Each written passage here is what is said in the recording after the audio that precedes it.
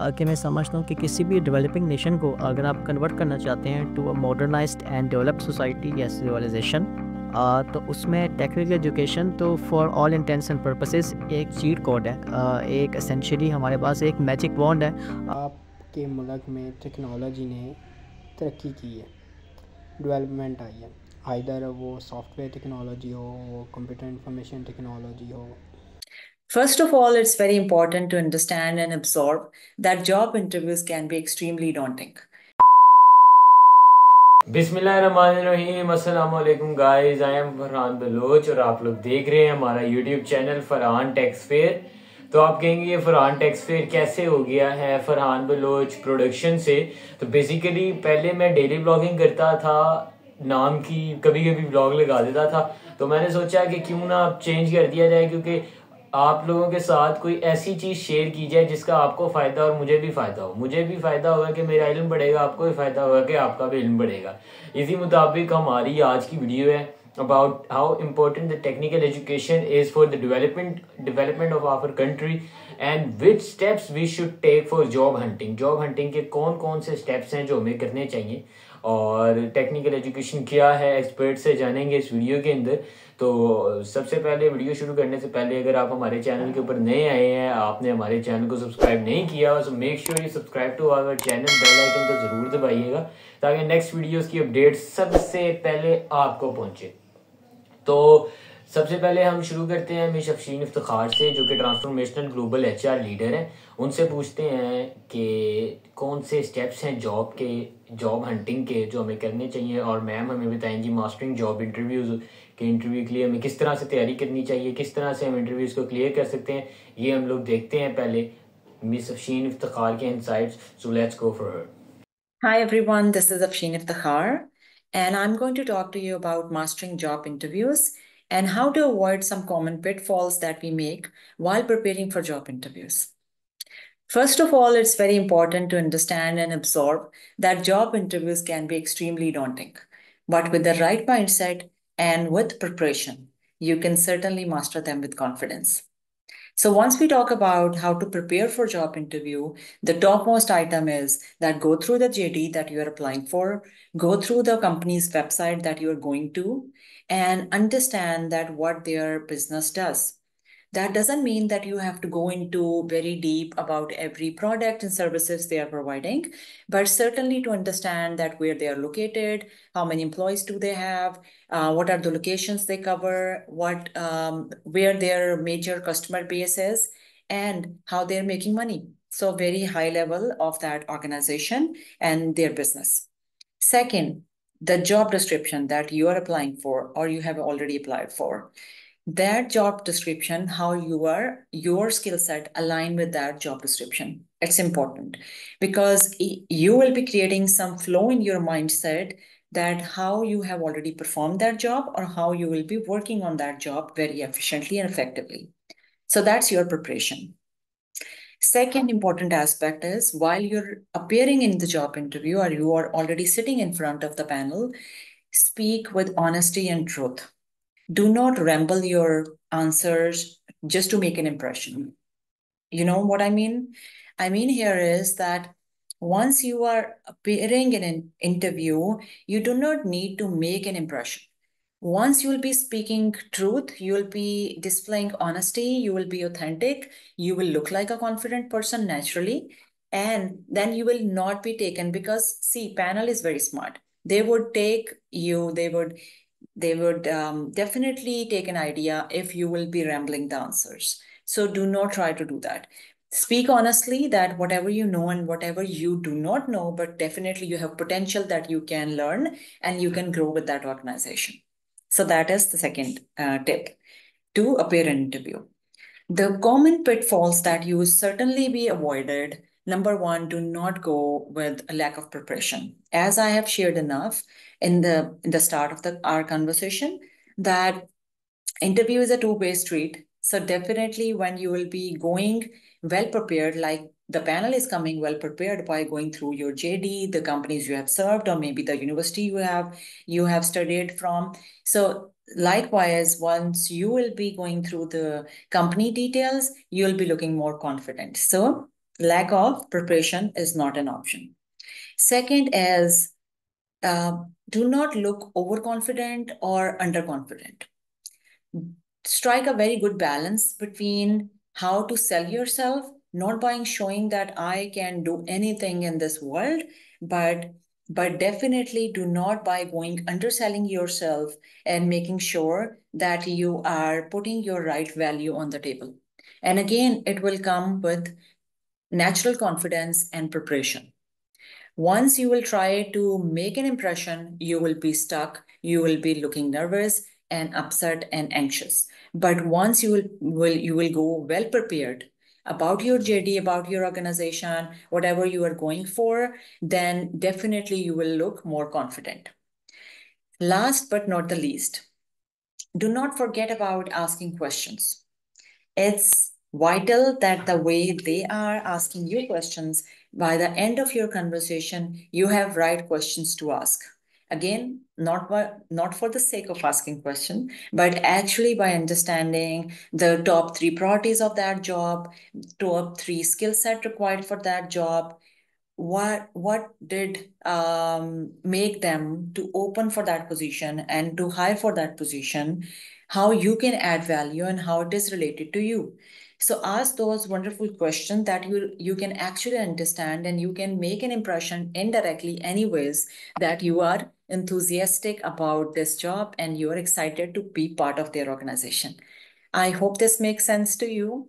So I'm sure by going well prepared, looking like a confident, authentic person, you can certainly master those skills and look like a good interviewee for that particular job.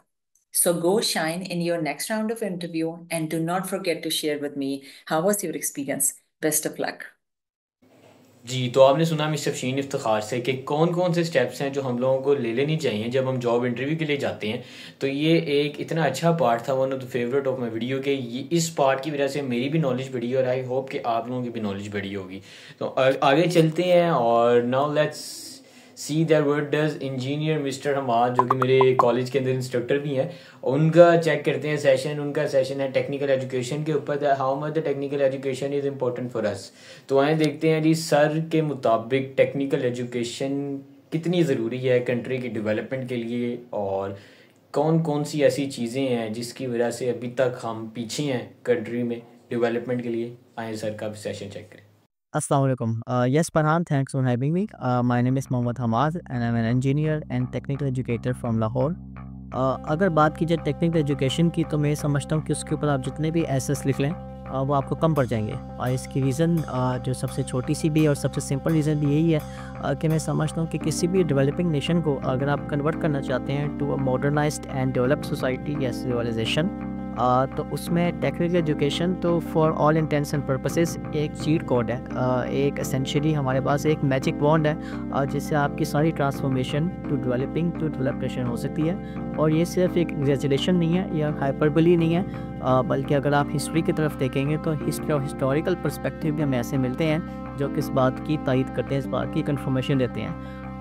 आप लोग सारे जानते हैं Germany से, Japan से, Europe से, how these all countries pulled themselves up by their own bootstraps after the horrors of the war, जो कि सेकेंड ग्रेट वॉर थी 1939 से 45 तक। और उसके बाद जो वहाँ पे एक रेवोल्यूशन आई जो कि अभी तक चलती आ रही है। ऑटोमोबाइल सेक्टर देख लें, मैन्युफैक्चरिंग सेक्टर देख लें, किसी भी इंजीनियरिंग टेक्नोलॉजी का सेक्टर आप देख लें, तो वहाँ पे एक बहुत बड़ा रेवोल्यूशन है जो अभी तक चल रहा है। और इसी वजह से जर्मनी का और जापान का दुनिया में एक बहुत बड़ा एक नाम है। तो बल्कि यहाँ पे एक इंटरेस्टिंग बात भी मैं करना चाहूँगा कि न्यूटन ने एक दफ़ा रॉबर्ट हुक को, जो हुक्स लॉ के बारे में आप लोग जानते होंगे, तो एक दफ़ा उसने ख़ातक लिखा था न्यूटन ने, और उसमें एक बात उसने लिखी जो कि मेरा absolutely one of the favourite quotes में से एक है। उसने ये लिखा था कि if I have seen further it is by standing on the shoulders of giants that came before us.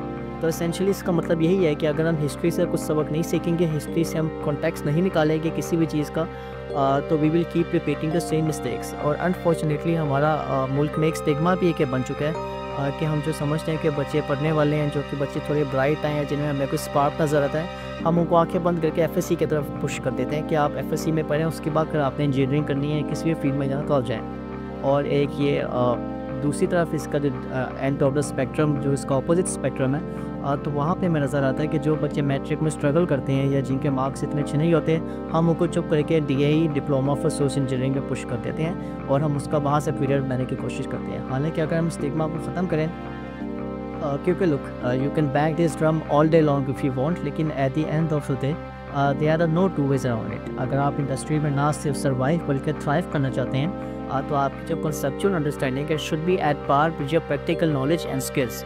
जिसकी बहुत बड़ी एग्जांपल जर्मनी का एजुकेशन सिस्टम है, जो कि इंजीनियर्स वहाँ पे तैयार की जाते हैं। तो उनका एक सिस्टम है जिसको कहते हैं अप्रेंटिसशिप प्रोग्राम, जिसको डुअल एजुकेशन सिस्टम के नाम से ही वहाँ पे जाना जाता है। तो वहाँ पे एसेंशियली स्टूडेंट्स का एक लिंक है क्रिएट किया जाता है इंडस्ट्रीज़ के साथ, जैसे वॉक्सवैगन या BMW। तो वो एक्टिवली इन्वॉल्व होते हैं स्टूडेंट्स को ऑन जॉब ट्रेनिंग देने में, इंटर्नशिप करने में, ताकि जब भी वर्क फोर्स एजुकेशन सिस्टम से निकल के इंडस्ट्री की तरफ आए तो ऑलरेडी उसके अंदर इतनी स्किल्स हो कि वो फ़ौरन अडेप्ट कर जाए, फ़ौरन अपने नॉलेज को इंडस्ट्री में ट्रांसलेट कर सके। तो ऐसे कुछ इम्प्लीमेंटेशन हमें भी यहाँ पे करनी पड़ेगी, ताकि हमारी जो वर्क फोर्स में जो गैप है वो कम से कम हो, उसकी जो एजुकेशनल नॉलेज है और इंडस्ट्री की जो नीड्स हैं। थैंक यू, अल्लाह हाफिज़। जी, तो सर का आपने सेशन देखा कि सर के मुताबिक टेक्निकल एजुकेशन एक्चुअली में है क्या, और हम जो हैं एज ए कंट्री डेवलपमेंट के अंदर बहुत ज़्यादा पीछे। अगर आप पाकिस्तान को वही बात ये जापान के साथ कंपेयर करेंगे तो कंपैरिजन ही नहीं बनता, क्योंकि हमारे जो पहले सब कॉन्टिनेंट था इंडिया, हमारे बड़े अच्छे सर हैं कॉलेज के, तनवीर इकबाल साहब उनका नाम है।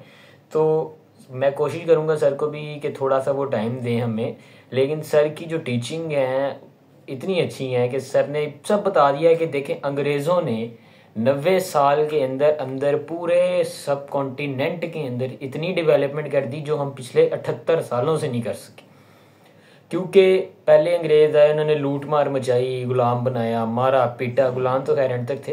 बहरहाल जो उन्होंने डेवलपमेंट की, मेरा जो कॉलेज है government college of technology railway road Lahore, वो भी 1889 में अंग्रेज़ों ने ही बनाया था। मेरे ख्याल में 1889 या 1880 में शायद अंग्रेज़ों ने ही बनाया था।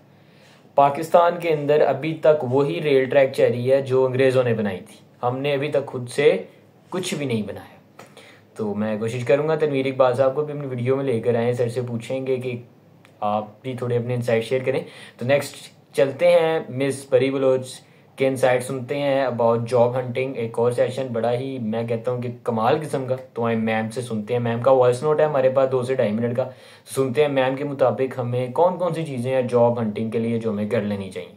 Assalamu alaikum, I'm Pari Baloch, an HR professional currently working as an HR business partner for the IT department.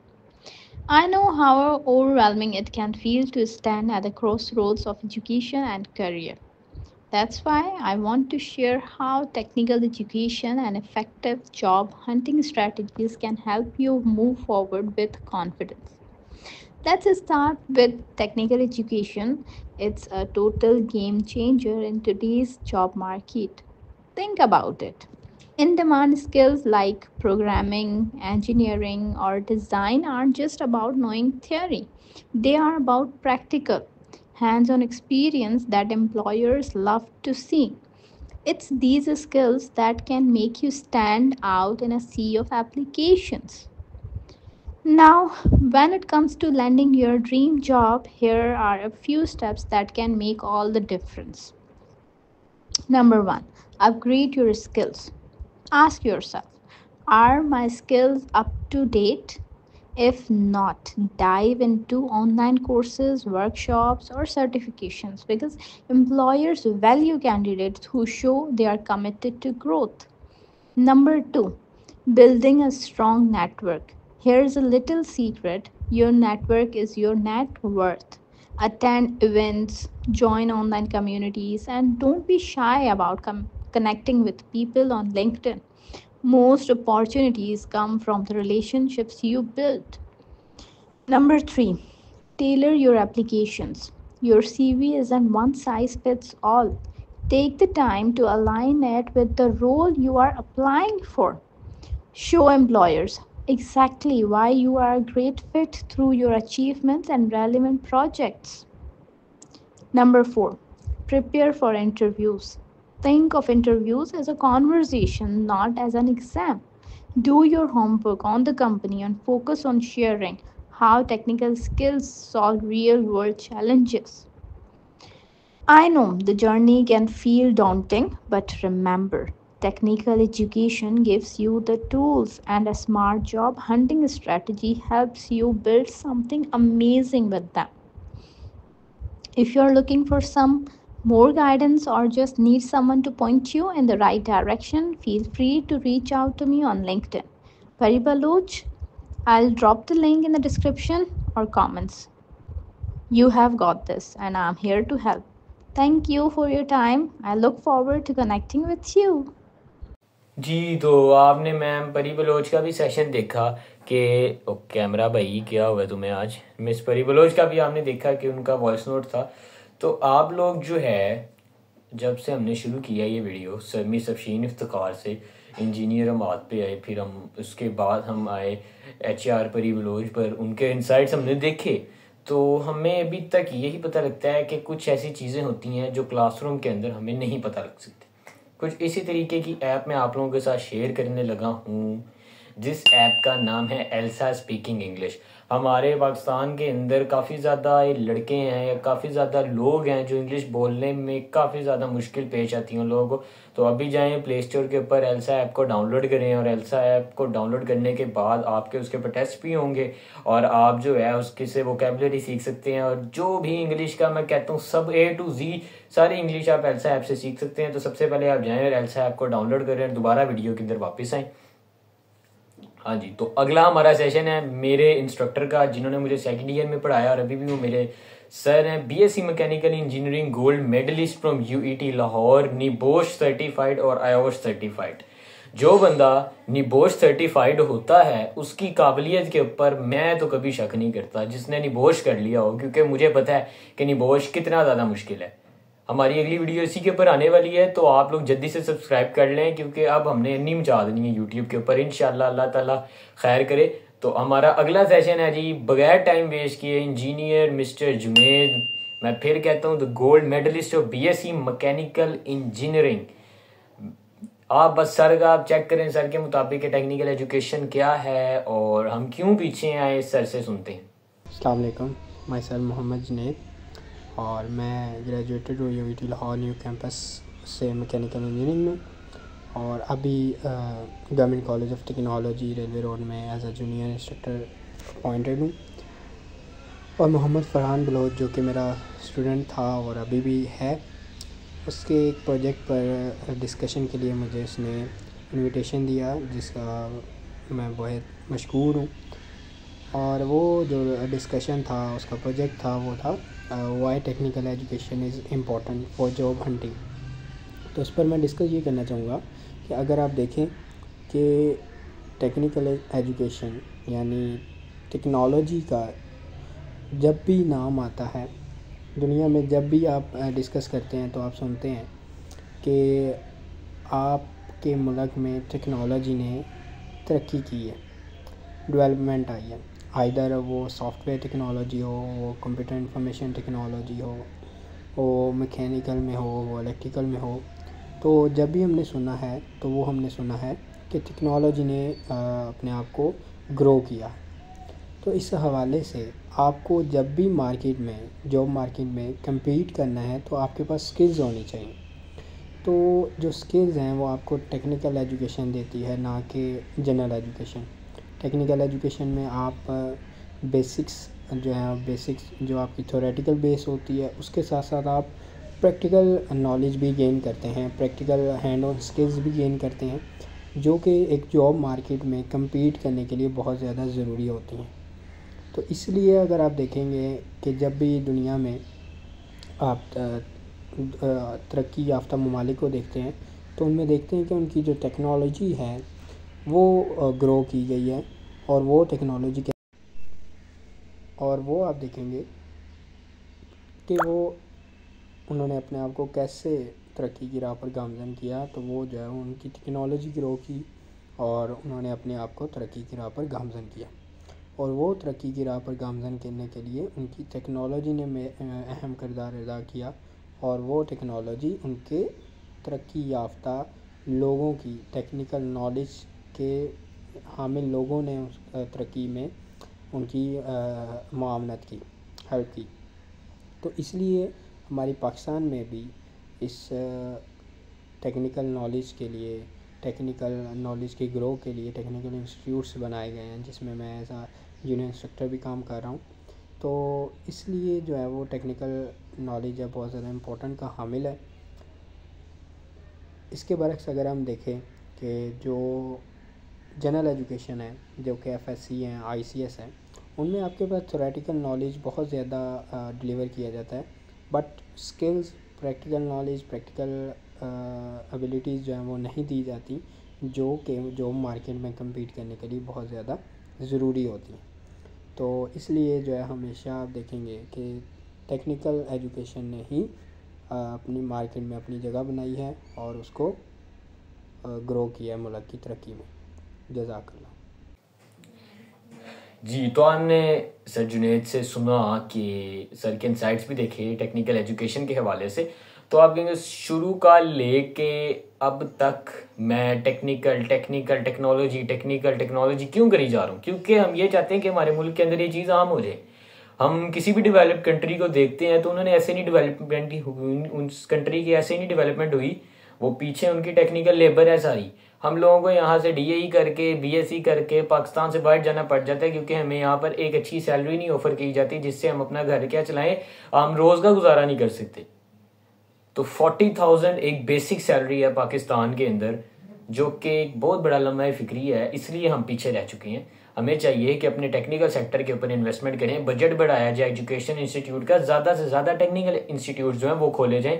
पूरे पाकिस्तान के अंदर कितने टेक्निकल इंस्टीट्यूट्स हैं? मैं लाहौर की बात करता हूँ तो यहाँ पर एक ही जो काम का है ना, मैं पूरे पंजाब के अंदर जो काम का इंस्टीट्यूट है वो GCT रेलवे रोड लाहौर है, जिसके पास चले मशीन्स हैं, कैड कैम लैब है, थर्मो लैब है, आपको बॉयलर मिल जाता है, मटीरियल टेस्टिंग की मैं कहता हूँ 99% मशीन्स आपके पास GCT रेलवे रोड लाहौर में पड़ी हैं। CNC मशीन है, 4-5 CNC टर्निंग सेंटर है, मशीनिंग सेंटर है, मिलिंग मशीन बेशुमार है, लेथ मशीन बेशुमार है GCT रेलवे रोड लाहौर में। तो मैं तो यही कहूँगा अपने भाइयों को जो अभी 10th के अंदर है कि भाई 10th के बाद आप लोग सीधा जाओ DAE की तरफ, टेक्नोलॉजी की तरफ। 3 साल आप 2 साल FSC के बजाय 3 साल DAE की तरफ चले जाओ। अगर आप अपना फ्यूचर को ज़रा सिक्योर करना चाहते हो, अपनी ग्रिप रखना चाहते हो टेक्नोलॉजी के ऊपर। DAE के बाद कोई लड़का BSc में जाता है ना, तो मेरे मुताबिक वो FSC वाले से 1000 मरतबा ऊपर होना चाहिए, लेकिन वो नीचे है हमारे सिस्टम की वजह से। हमारा सिस्टम टेक्नोलॉजी को नहीं देखता, वो जनरल स्टडी को देखता है। वो देखता है कि किसी ने इतनी मैथ की किताब पढ़ी है, किसी ने अप्लाइड मैथमेटिक्स पढ़ा। इससे कभी भी हमारे मुल्क में तरक्की नहीं होगी। हमारे मुल्क में तरक्की तब ही होगी जब हम अपने टेक्निकल सेक्टर को देखेंगे। हम DAE वाले हैं, ठीक है, मैं खुद DAE मैकेनिकल का स्टूडेंट हूँ, मैं फाइनल ईयर में हूँ। मेरे साथ अगर कोई, मैं ऐसी आपको एग्जांपल देता हूँ कि मेरे साथ अगर कोई यहाँ पर आ जाए FSC प्री इंजीनियरिंग का स्टूडेंट, तो उसको भी वो चीज़ें नहीं पता जो मुझे पता है। तो बेसिकली इंजीनियरिंग जो है वो DAE की फुल फॉर्म होती है diploma of associate engineering, FSC की होती है FSC प्री इंजीनियरिंग, ठीक है। तो DAE जो है वो FSC से 1000 गुना अच्छा है मेरे ख्याल में नहीं अच्छा है मेरे ख्याल में कि DAE को FSC से ऊपर होना चाहिए, इक्विवेलेंट नहीं होना चाहिए। FSC को प्री इंजीनियरिंग क्यों कहा जाता है हमें खुद नहीं पता, मुझे नहीं पता, आप मुझे बताएं कमेंट सेक्शन में क्यों कहा जाता है। FSC के अंदर आप कौन सा मैकेनिकल से रिलेटेड, इलेक्ट्रिकल से रिलेटेड, सिविल से रिलेटेड, इंजीनियरिंग की बेशुमार फील्डें हैं, ठीक है, कि कौन सा आप पढ़ते हैं आप मुझे बताएं। FSC के अंदर एक सब्जेक्ट जो उसके मुताबिक हो, जी कि मैकेनिकल के मुताबिक हो। DAE के अंदर 3 सालों के अंदर आप अप्रोक्सीमेटली 30 सब्जेक्ट पढ़ते हैं इंजीनियरिंग के, और 3rd ईयर के अंदर तो हम पढ़ते ही सारी इंजीनियरिंग के हैं। थर्मोडायनेमिक्स है, text book of thermal engineering RS खुरमी की, हाइड्रोलिक्स है, मटेरियल टेस्टिंग है, टूल डिजाइनिंग है, एडवांस मशीन शॉप है, CNC है, और इंडस्ट्रियल मैनेजमेंट है, ह्यूमन रिलेशन। आप ये देखें ना, प्रोडक्शन प्लानिंग मेथड, ये सारा कुछ आपको DAE में सिखा के बच्चे को तैयार करके आगे भेज देते हैं। तो सीटें जो हैं वो 2 साल वाले FSC वाले ले जाते हैं प्री इंजीनियरिंग के हालांकि उन्हें इंजीनियरिंग का 0.01% भी नहीं कुछ पता होता, लेकिन वो फिर भी ये आगे उन्हें पुश किया रहता है, जाओ तुम इंजीनियर हो। DAE वाला हमेशा से मैं यही सोचता आया हूँ और यही कहता रहूंगा कि DAE वाला बंदा FSC वाले बंदे से 1000 मरतबा ऊपर होता है, क्योंकि DAE वाला हाथ से काम करके आगे आया होता है। उसको पता होता है कि भाई कौन सी चीज़ मैंने कब करनी है, इंजीनियरिंग के अंदर कौन कौन सी चीज़ों से बचना है मुझे। 3 साल, मैं कहता हूँ 1 साल आप ऊपर लगा लो अगर आपका फ्यूचर आप चाहते हो अच्छा हो। एडमिशन ओपन होंगे, मैं यही कहूँगा कि आप DAE करो यार, फिर आप इंजीनियरिंग के अंदर जाओ ताकि आपके इधर कुछ बैठे भी। अब मैं अगर यहाँ से जाके सीधा UET बैठूंगा ना मैकेनिकल डिपार्टमेंट में, तो मुझे पता होगा भाई कि यहाँ ये चीज़ें होनी है। जो नए जाएंगे उनका नहीं पता होता। तो मेरे ख्याल में DAE is much better than FSC pre engineering या प्री मेडिकल, कुछ भी। प्री मेडिकल के भी डिप्लोमे होते हैं वैसे, बायोमेडिकल आई थिंक सो। हाँ, तो मेरी बातें सुनिए। अब आए हम चेक करते हैं मिस सना मुख्तार जो कि CEO हैं फेयर फिजन की। उन्होंने कुछ पॉइंट्स में ऐसा शेयर किए जॉब हंटिंग के, जो आपको ये नज़र आ रहे हैं। तो आप ऊपर से लेके नीचे तक ये पॉइंट्स पढ़ें, स्क्रीनशॉट भी ले सकते हैं। और thank you so much ma'am for joining me in this video. आपकी वजह से वीडियो को जो है वो बनी है, और हर किसी का शुक्रिया अदा करता हूँ जिन लोगों ने इस वीडियो के अंदर कंट्रीब्यूट किया। और अगर आपने हमारा चैनल सब्सक्राइब नहीं किया तो चैनल को सब्सक्राइब करें, बेल आइकन को दबाएं लेटेस्ट वीडियोस की अपडेट सबसे पहले हासिल करने के लिए। और अगली वीडियो जो हमारी आएगी उसका टॉपिक भी यही है जो मैंने 3 मिनट में बताया है, DAE वर्सेस FSC। तो वो वीडियो भी इंशाल्लाह आएगी। तब तक आप इस वीडियो को चेक करें। अपना बहुत ज़्यादा ख्याल रखिएगा। अल्लाह ताला आपको और मुझे दीन इस्लाम पर चलने की तौफीक अता फरमाए, और सारी ज़िंदगी जब तक हम रहें हमें हमारे बड़ों का अदब करने की तौफीक अता फरमाए। आमीन सुमा आमीन। अल्लाह हाफिज़।